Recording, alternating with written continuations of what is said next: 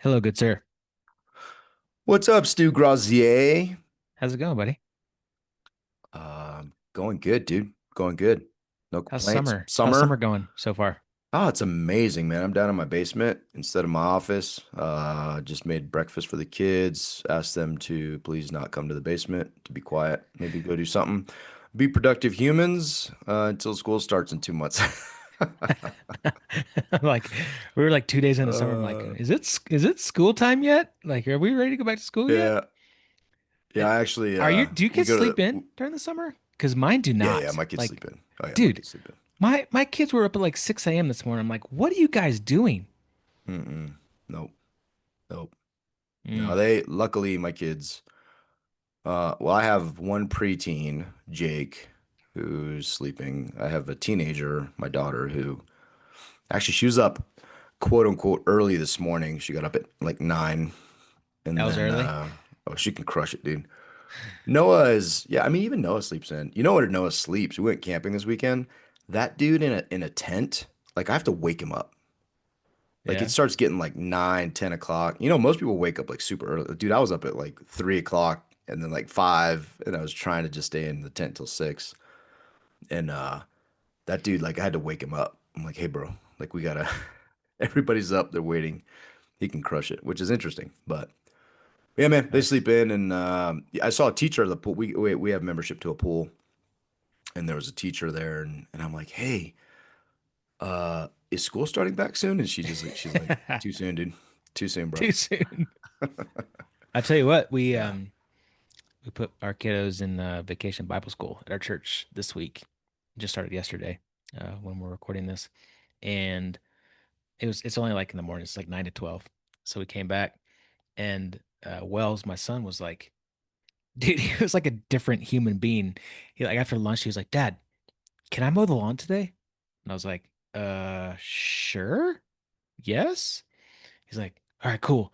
And they like went and mowed the lawn by himself, like on his own. Came back and like played on his own, like hung out, like anything I asked him to do, he was like, "Okay, sure, Dad." I was like, "What has happened to this kid?" Like That's hilarious. one day of vacation Bible school and the Holy Spirit like has filled him and he's just like a different human being. And so like, this is amazing. We should do this every day. Yeah. Huh. No. We'll see what happens today. VBS, man. Got to get my kids VBS. Gotta do it, man. Gotta do it. Yeah. My daughter Yeah, came home man. and had a verse memorized. I was like, this is sweet.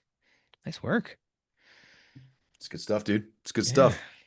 It's good stuff. Well, and I think it's interesting summer, there's transitions of the seasons and we're kind of in a transition phase as well in a different areas.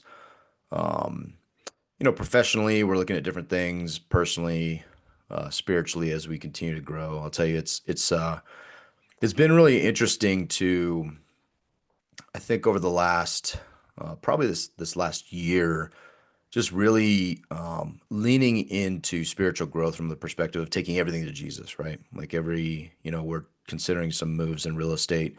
And this morning, just not only did you bring an idea that you had come up with after your quiet time and spending time with Jesus, but you gave me that gift to be able to take it into my quiet time and really dive into specifics around everything, right? Partnerships, what we should be doing, what we shouldn't be doing, where our time goes, and even not necessarily that black and white of do or don't do, but also the gray areas of if we do this, what should it look like, and what does it look like to glorify God? And I've been pursuing this C12 journey where it's been really interesting to the you know the I mean the whole intent behind C12 is to help Christian business owners and CEOs to integrate those aspects of life, right? To integrate their business, which is super important and we love doing, and to integrate their faith because that's supposed to be the most important thing in our life. And how do you do those things? And as I've dove into that, and we've talked through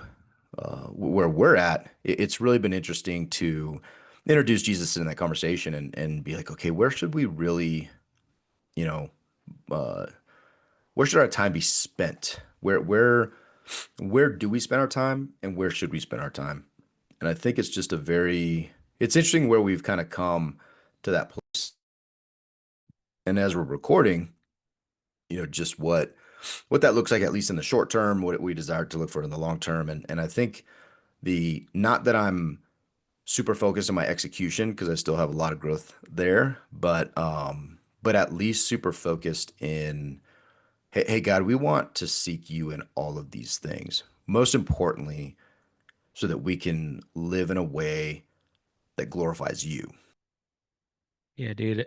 I'll tell you, just this year, I was really intentional about wanting to focus and like spend like a lot of time each morning, just in quiet solitude and prayer and journaling and reading the Bible and devotionals. And, we've mentioned this before, like in years past, we kind of like tried to like race through the Bible in a year and, just kind of checklist off things. And then this year, we both separately had said like, hey, we're gonna dive deep, right? We're gonna go like deep into scripture, like read like one book at a time, one chapter at a time, journal on that, and like spend time in it. And that's been really, really profound for my spiritual growth this year.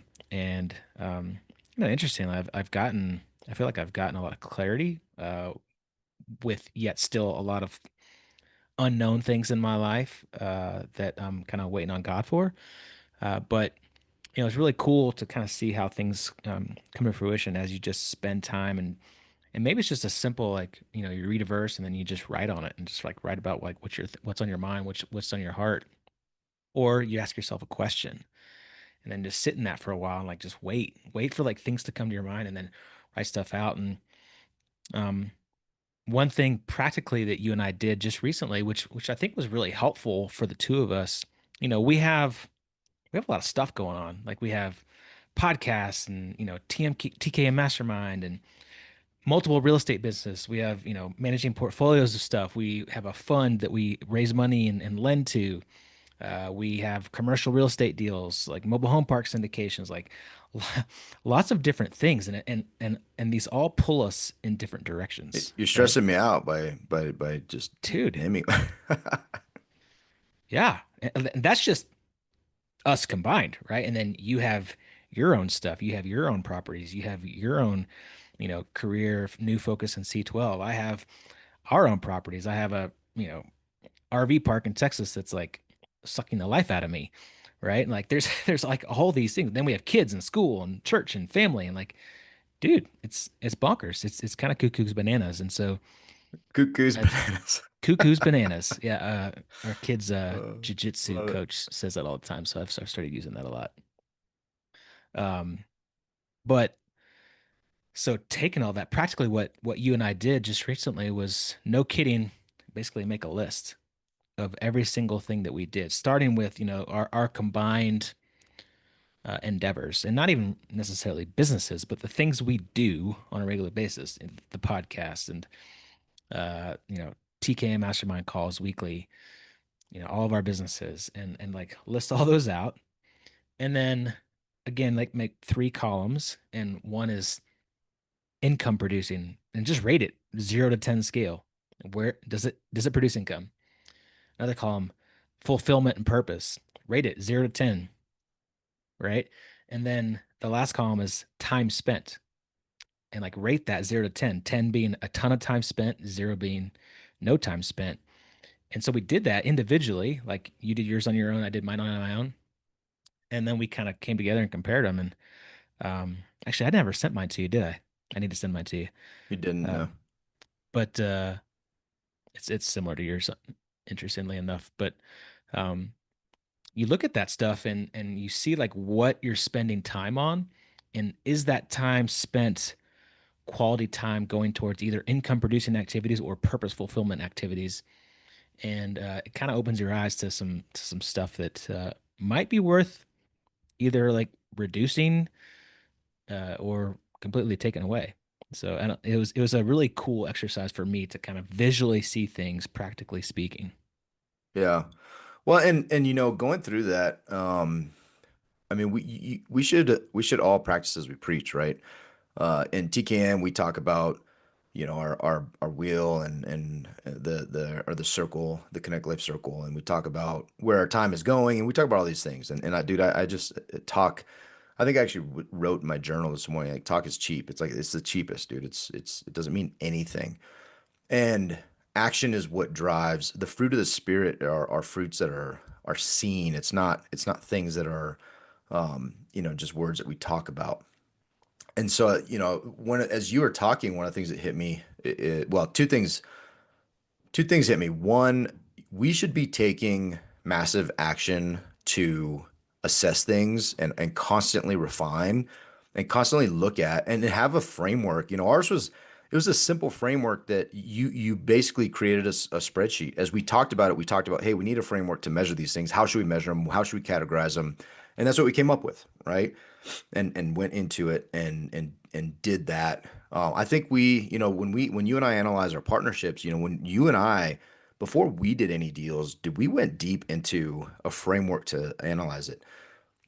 When we have not done that, the partnerships have not been like your and my partnership has been very fruitful, and I've loved it, and I want to continue doing things. But now I look at things and I'm like, man, we should be running all partnerships through a framework to come to a decision. We should be running all our businesses and all these things that we do through a framework. And things can be good. And that is, something that's been on my mind a bunch is pruning. Like there can be, pruning is super easy if you're cutting off dead branches, but that's not what pruning is. True pruning is cutting off live fruit. You're just cutting off the small fruit so that the resources don't go to the small fruit and they're redirected towards the big fruit. And in that process can be painful, it can be hard, but I think it's necessary. And also the reward of that of the fruit that gets nourished the end in the end, that makes it all worth it, right? But the you know the that small fruit, it's alive, it's growing, and to cut that off, that could be painful. It could be hard because it's not dead. It's not brown. It's actually it's good. It's just not great or the best. And so I think that that's something that we really need to look at.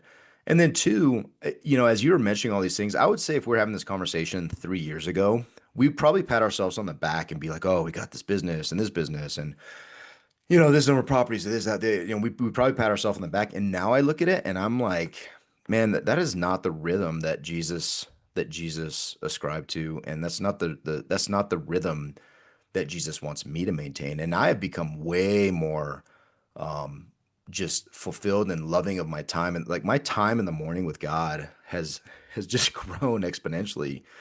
And to your point, it's becoming more and more a time that I like. It just feeds me, and now it's now beyond an hour, right? Like it's going into an hour and a half.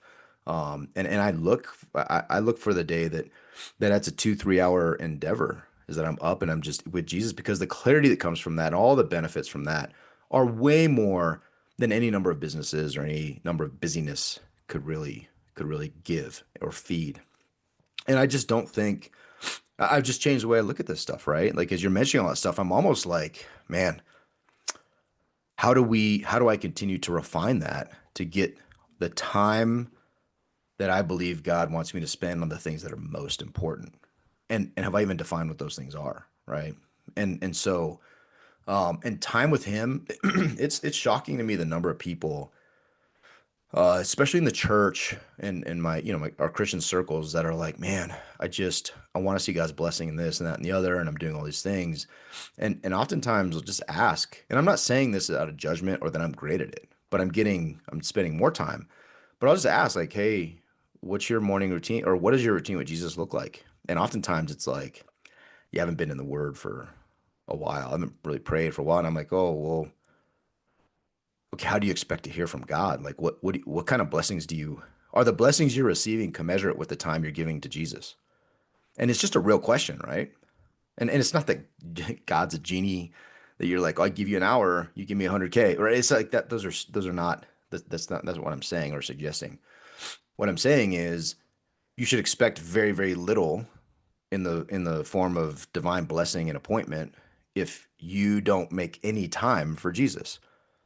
And so that's where I really want to be is, okay, how am I giving that time to Jesus, my family, and quite frankly, pruning off some businesses to give time to the business that I think is my calling, right? And where we should be. And so I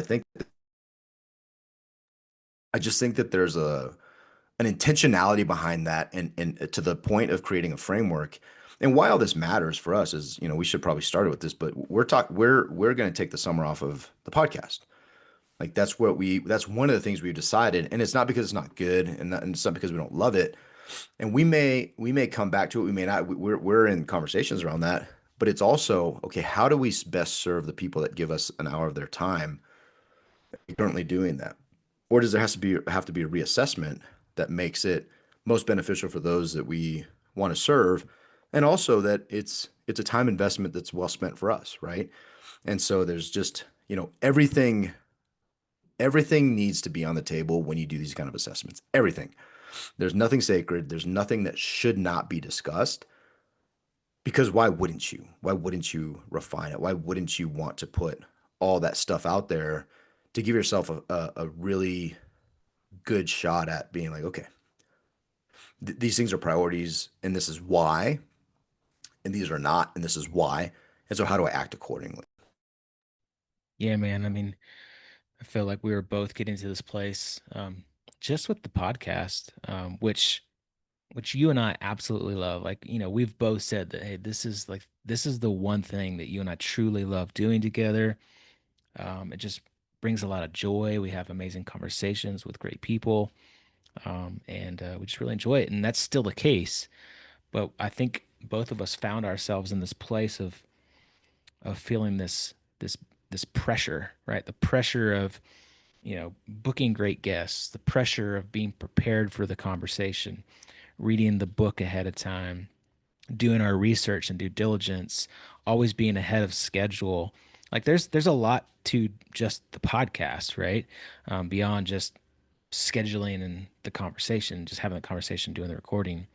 So I think we were both in a season of like feeling pressure and a little bit of anxiety towards getting the next guest, preparing, reading the book, like staying up late and like reading chapters of the book the night before a podcast just because, we want to feel like we can have like a good conversation with our guests, right?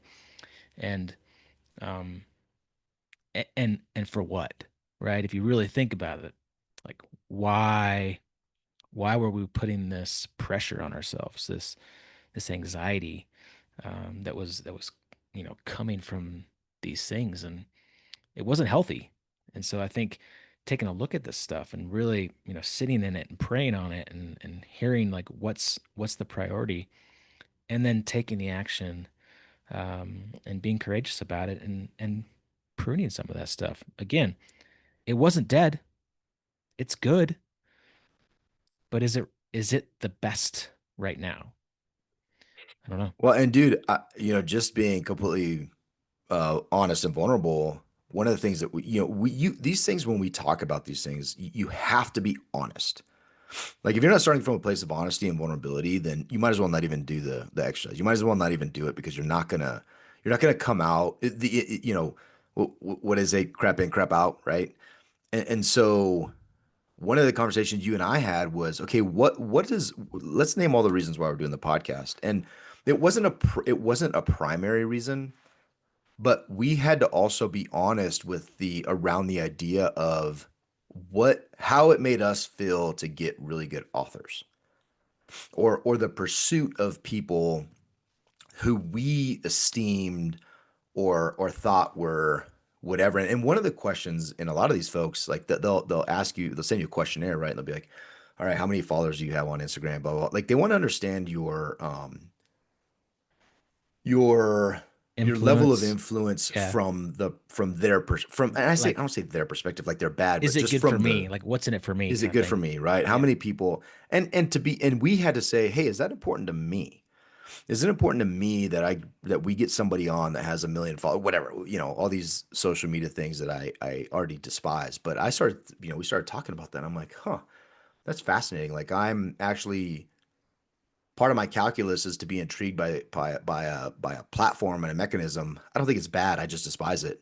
But I don't even like it. I don't even value it. And I wouldn't even see like if they're on Instagram and that our stuff goes on Instagram, like I would literally never see it. And so it's just like, huh, that's something to, and how does it make me feel to get some big author? Like I feel special and important, right?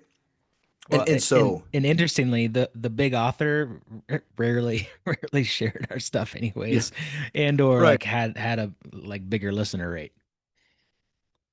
Yeah, and I think, and again, it's not so much, you know, we recognize a platform is something to serve others. And so we, the ideal is to be like, yeah, if you don't share whatever, we're just here to support you and thank you for coming on. But the reality of that too is like you just have to be honest and assess and be like, okay, is there really like, what are we trying to do? We trying to build a relationship? We trying to add value in which ways? And like, is this mechanism even a path for that? The TKM where we had to look at like the virtual calls that we do every week and the prep for that and all that and take that into consideration as well. And weigh, okay, do I desire to do that? Or is there a more profound impact and meaning for me just to take that same amount of time and just meet with one dude locally over a cup of coffee, a bike ride, or whatever? What am I trying to do?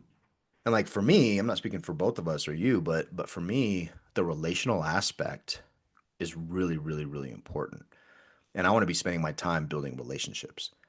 The podcast doesn't typically a guest who comes in and talks about their book, like usually that doesn't result in. I mean, we have like a couple examples, like John David Mann, who are like, I really like John David Mann. We'll occasionally keep in touch. I'll hit up uh, Anna Man on LinkedIn. We've been chatting, and so there are certain people, but that's one in like whatever, however many, 100 authors, 200 authors. I don't even know how many we've had, but the point being, where do you want to invest your time and why? And if it's relationally, okay, what are you doing and how does that look? And am I accomplishing that in all the ways that I'm doing that thing, podcast or even virtual calls with men around the globe? Or is it, hey, let's go spend some time on a hike and really dive deep? Nobody's ever going to know that. That's never going to be You're not that's not gonna going to gain any you're not gonna do a guests, selfie and put that on Instagram, the followers. Instas. Yeah, I might do that. I might do the Instas or a TikTok. But but at the end of the day, that investment, man, that there's significance in that, right? And we just have to measure, and not only measure it, but but how am I gifted? How's God blessed me? And what are the ways that I can be most effective for him and for his kingdom if that's truly of importance to me? Yeah, man. Yeah, I think summer's a pretty good time for this, right? Just in general, I think summer, kids are out of school, they're you know at home, they're sleeping in or getting up early, and there's opportunity to spend time with them, and that's something that they truly desire. Like we've talked about, like, man, they only have 18 summers, right? You only have 18 summers with your kids, and um, like take advantage of that. And so what what is the priority? What You only have so much time in the day. You only have so much time with your kids. And are you living each day in chaos and anxiety and pressure of like trying to do all the stuff and things, or maybe it is time to like take a break and do some pruning and figure out where those priorities are and be a little bit vulnerable and honest with yourself. And one thing that we did was I got new fishing poles for both my kids, and I, no kidding, like am tracking. I started like a little bit like an internal tracker of like how many days per week I'm taking the kiddos down to go fishing. Like maybe it's like a dad KPI of just like how many hours, how many things, how many times you say yes. Like what are you doing with your kids over the chaos of, you know, all the different businesses, all the different things, all the different, opportunities, whatever that is. Maybe it's time to prune a little bit and maybe like shift the priority a little bit and put some more focus and maybe take a pause, maybe take a break. Yeah. Well, and at the end of the day, man, again, it just need to. I'm not saying that growing your business. I'm a big believer in growing your business. For sure.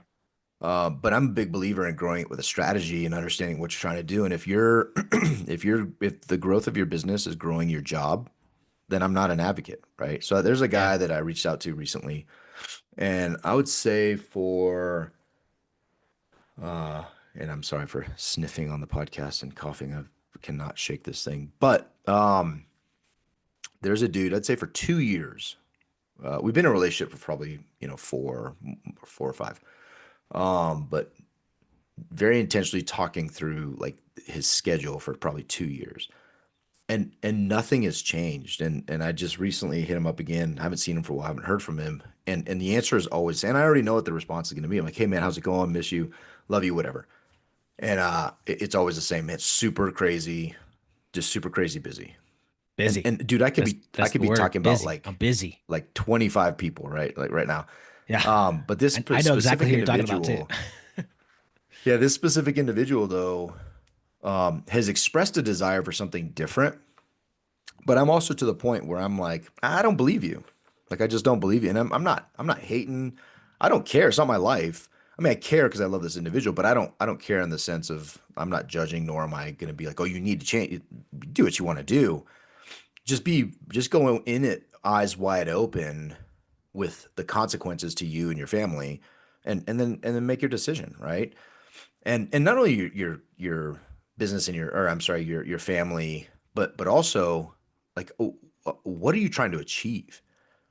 And if you don't know that, then you're just going in every single day and you're driving for quote unquote growth. But what, at what expense?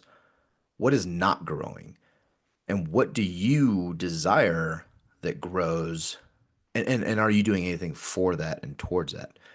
Because there's also this quality of life thing. And I'll tell you, man, we're all going to, there's going to come a time for all of us, whether it's marked by our kids leaving the house or our business hitting a goal number that we have, or not hitting it, whatever.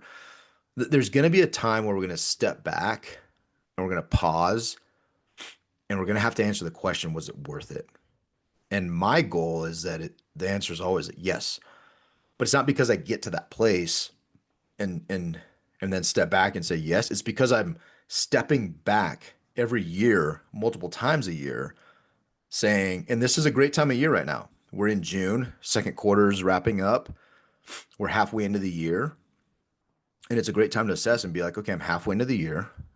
Where am I from the goals I set, or whatever, however you do it, from the metrics that I created? Where am I in my strategic plan for 2025? Am I ahead or behind in all the areas? Did I even make a strategic plan? Did I even consider the personal side of my strategic plan? Did I do any of those things? Where am I with my fitness, my time with God, all these things? And to really assess and be like, okay, I'm on track. I'm not. Here's why. But as you do those things, it's critical that you're constantly assessing and you have a framework around it, ideally, that you can actually say, yeah, man, I fast forward 5 years from now, and dude, I will be on track and I'll be completely content with where I'm at. Most people I know hit that point and they look back and they're just like, man, that wasn't really worth it. Oh, I hit this number, I hit this magic business number. That wasn't really worth it. Like, why did I do that? What do I have to show for that? And that's what I want to avoid with, with through all these efforts. I really want to avoid being in that place.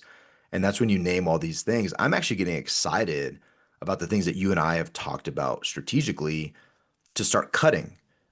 And what I also recognize is when we cut and we get to a place of simplicity in that, then you and I can scale in areas that we want to scale for a reason that we have to scale, if we even choose to scale, right?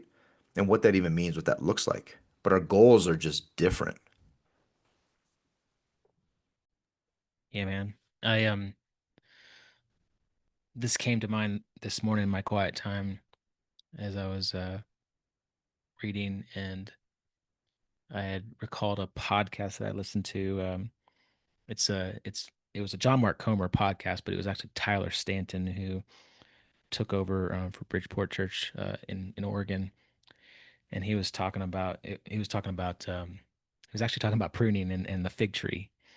And he said this line that like really struck me, and I posted on it today on LinkedIn. And he said, "How much time are we spending in wanting, seeking, and acquiring? How much time do we sit in wanting things, spending, seeking, acquiring?" And I thought to myself, man, I do a lot of that. I do a lot of wanting, seeking, acquiring more. And I asked myself, like, is that going to ever stop? Like, well, when will I get to a place when I don't want more, when I'm not trying to seek and acquire and want? Will there ever be that time period? I don't know the answer to it, unfortunately. Maybe there's not. I don't know. But it was an interesting thought process and an exercise of like, man, how much do I just spend thinking about what I don't have versus what I do have already? Well, and what's fascinating is the world, specifically our Western American culture. People probably have an allergic reaction to you saying like, "Well, yeah, I don't know that I want more," and I think it's because we think of it wrongly, Yeah, and oftentimes less material stuff equals more capacity, more time, more joy, less worry, right? Like we think of things, and the way we tend to frame it is, well, but if I do make more money, I have more, then the stress of those things will also go away because I've just made more money to take care of it. It just doesn't work that way because one, you're not asking the question of, am I content? And what does biblical contentment mean? And are my wants and desires contradictory to achieving that, right? Like, it's just a yeah, fascinating way that we're so wrapped in the material side of more, and it's a human condition. But I think we can, not I think, like we can absolutely be different, and we can look at things different and grow in that. And it's just a fascinating, even as you were saying that, my very initial reaction was like, oh, like that's weird to not want more. But then I was like, that's so fascinating that's where my mind immediately went because I don't want more crap. And quite frankly, I just want to start getting rid of debt and things because I know, man, if my house is paid off and all real estate investors off, you're not leveraged, just blah, blah, blah, whatever. Yep, get it. If all our real estate properties are paid off, if my house is paid off, I don't have any car payment. Like you can't even measure the amount of just relief and carefree that brings, right? And yeah, a way totally. you can bless people. Like I want to be in a place where you and I have our portfolio paid off, and every Christmas, all our tenants know they don't pay rent that month. Mm, Like, how cool would that be to bless some folks and be like, hey, Merry Christmas. You don't have to pay rent this month. God bless you. And it's so different. It's radical, right? They'll be like, why are you guys doing? And dude, you think we'll ever lose a tenant? Like they will be sad to leave. yeah, I mean, right. there's going to be people that think they believe they deserve all this, whatever. But the cynicism aside, um, you can bless people in a different way and still make, I mean, dude, if our portfolios had no debt, like you're not really concerned about 1 month of rent across your Yeah, portfolio, right? And so I guess the point is just, we just are I think we measure and look at these things just wrongly.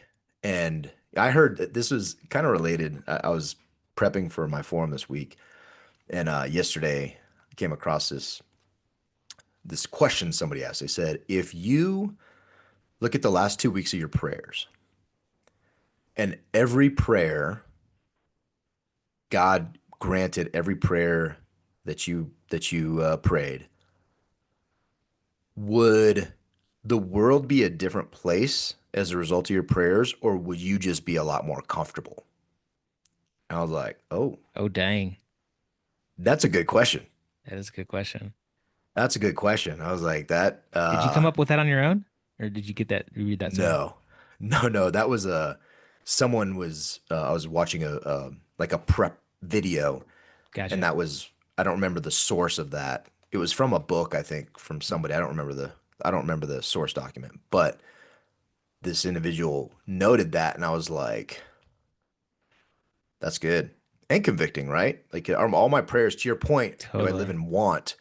Are all my prayers focused on me, me, me? How do I? Or am I praying actively for people and believing in the power of prayer so much so that I'm using that, wielding that weapon to others' benefits?" Dude, I'm reading a book. It's called The Book of Joy, written by the Dalai Lama and Archbishop Desmond Tutu in South Africa, and then I guess kind of ghost written by another gentleman. And so it's a Buddhist monk, a Christian, and then the writer is Jewish. So like three completely separate, belief systems, and they're writing this book on joy. And to your point, you're talking about the morning routine and like spending, an hour plus. Dude, Dalai Lama spends 5 hours. He wakes up at 3 a.m. and he spends 5 hours in meditation and prayer. Archbishop said he only does four. He only does 4 hours every He morning, only gets four in. and he wakes up between 4 and 5. Um, but like if you look at those people's lives, and I don't know a ton about their lives, but like just reading through this book, like Dalai Lama was exiled from his country, hasn't been allowed to go back into Tibet and has to live in India. He's been exiled for like 40 years and like tons of like hate and uh stuff against him. But like he's one of the most joyous people out there. Archbishop, South Africa, like fighting against apartheid, like he's had a ton of bad stuff happen to him in the past and like has gone through periods of like health issues and um, tons of stuff going wrong against him. And like these two people just have this look on life of being joyous in, you know, some really hard times. And they actually said most people in the world they think and try to find joy through external things. But really joy comes from your internal heart, from your mind and your soul. And so like how are we doing that? How are we putting in time? How are we pruning? How are we being real with ourselves and looking for joy internally versus wanting, desiring, acquiring all the external stuff that we think is going to bring us joy, but it never will. Well, yeah, man, it reminds me of the joy, the fruits of the spirit, right? Yeah, When yeah. the Bible talks about the fruits of the spirit, when it talks about fruit in general, the fruit is an outpouring from us. It's not, I mean, God gives us he gives us things. He gives us, love, joy, peace, patience, kindness, goodness. But most of those things are, I mean, when we talk about the fruits of the spirit, they are traits. They're my traits as a result of the Holy Spirit indwelling in me, right? So love, it's not that I'm loved because I know I'm loved, but it's the love that I have in me to give, right? The joy, like you're just talking about, love, joy, peace, the peace that I feel in the presence of Jesus is something that's is new for me, that's been amazing, life changing. Love, joy, peace, patience, right? Patience is not other people being patient Still with working on me. that one. It's me, the patience that comes out of me, right? I always have to do love, joy, peace, patience. It's like the alphabet. I have to start over again. A, B, C, D. Love, joy, peace, patience, kindness, goodness, gentleness, faithfulness, self-control. These are all the fruits that the Bible talks about, and they're all an outpouring, a gift that I get to, I receive, but it comes from me, right? Yeah, it's internal. And yeah, it's internal to me, and it's what I can offer others as well. And so I think that we just mistake, dude. You're never gonna get with the. Trust me, I had to buy a new car because my other car completely just failed, and it doesn't. While fun and it equips us to do stuff with the family, it's not ever gonna be the source of. It's gonna also decay. It's gonna break. It's gonna rot. If that's where I'm putting those things. I'm hoping to get those things from a car. And it sounds silly to say that, but that's what we do every day. We run our credit card and buy more stuff because that's the joy I'm going to get. I believe I'm going to get joy from all that stuff. And the most fascinating thing about it is somebody's going to remember you by the love that they feel from you, by the joy they feel from you, right? Like that's going to make an impact. That's going to make an impact for Christ. Nobody gives a rip about the car that you're driving and you in it. They're putting themselves in it anyways. They're picturing themselves in your car if they like it. They don't, nobody cares about that stuff. Yet we care so much about it and we try so hard to acquire it. And it's like, dude, stop wasting your time. And where this, this is kind of a rabbit hole, but to come back full circle, it's not just possessions, it's time. Where's my time going? And none of these things are bad. A car is good. It helps us. It's going to take us camping this weekend. It's going to enable family time. We're going to go out into the mountains. It's going to be great. But it's not. It's not that it's bad. It's just how are we looking at these things? How we frame it? And time so limited. You really need to assess these areas of life and be like, man, is it really that cool to be that busy all the time? Like that stress. Like, is that really awesome? Even though people are patting me on the back, dude, you're crushing it.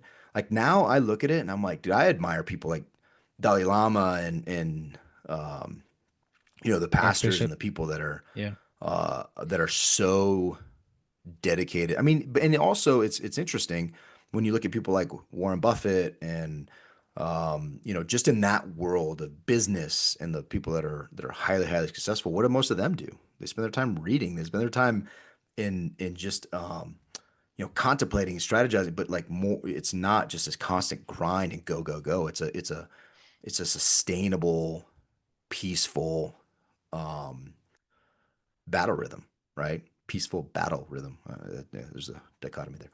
There is. But I think, to wrap it up, I just think we need to be more intentional with assessing our time and adding, not adding, we're not adding, taking note of the value that the things that we do, what they truly bring, and why we do it. And a lot of it is, I'll be honest, a lot of it I think is for the praise of man is a big part of it. But at the end of 100%. the day, they're praising the things they see. They're not praising the divorce and the estrangement from children and all the things that potentially, or your lack of time with God. And so you really have to measure like, do I really care what these people think? And where's my time best spent, especially as a Christian? How am I advancing the kingdom of God through my daily activities? Or am I advancing the kingdom of God? And is that important to me? What do you do about it? Yeah, man. So what's the point of all this? For the podcasts, at least, we're gonna take a break over the summer of new recordings. So the plan is to kind of do like a greatest hits over the summer. We're gonna go back and look at some of the oldies but goodies and kind of see, like rerun those for the Monday episodes, and then we still have a bunch of recordings of the leveling up with TKM. So those will continue to go through on the Friday episodes. And then we're just going to reassess. We're going to reassess how we feel, how we do over at the end of the summer, whether we want to start recording again. Maybe it looks a little bit different. Maybe it's less. Maybe it's different types of guests. And we'll just kind of see where it goes. But yeah, we're just gonna take a pause on the podcast, do some greatest hits over the summer, and then we'll reassess when kids are back in school and fall sessions back in play. And I'd like to challenge all the listeners to maybe do the same. Like, no kidding, and maybe it is like break out a spreadsheet, like create, write down everything you do, right? And then just, for us, it was, does it create income? Rank it 0 to 10. Does it bring purpose and fulfillment? Rank it 0 to 10. And then rank it. How much time are you spending on it? And if you're spending a ton of time on something and there's little purpose fulfillment and or little income being created, maybe it's time to cut off that branch. Amen. Amen. So on that note, you do take a lot of my time. You definitely don't contribute to my bank account. And so I'm also needing to find a new best friend. Is this how you're gonna do it? This. Public breakup. This is the best way to do it. Okay. All right. Just kidding. I love you so much. I love you so much. I And love I you so thank God much. you're my best friend. We do need to get like on some mountain bikes like real soon because I'm kind of itching for that. Even though it's Let's probably gonna go. be a little, I'm gonna be a little hesitant since I haven't really done some real ones since breaking the old collarbone. But we'll Yeah. get back at We'll it. start at Bear Creek. We'll get some Bear Creek going. Okay, It'll be sounds good. good. And on the river, fly fishing. Mm, Fly fishing. Let's that's good. go. We need to invest in the things that we're going to be doing in eternity, which I will be fly fishing in heaven. Yeah, I have you no think that's doubts. up there? You think there's some fly fishing in heaven? 1,000%. 1,000%. That sounds Guaranteed. good. All right. Love you, homie. See ya. Love you. Peace. Peace.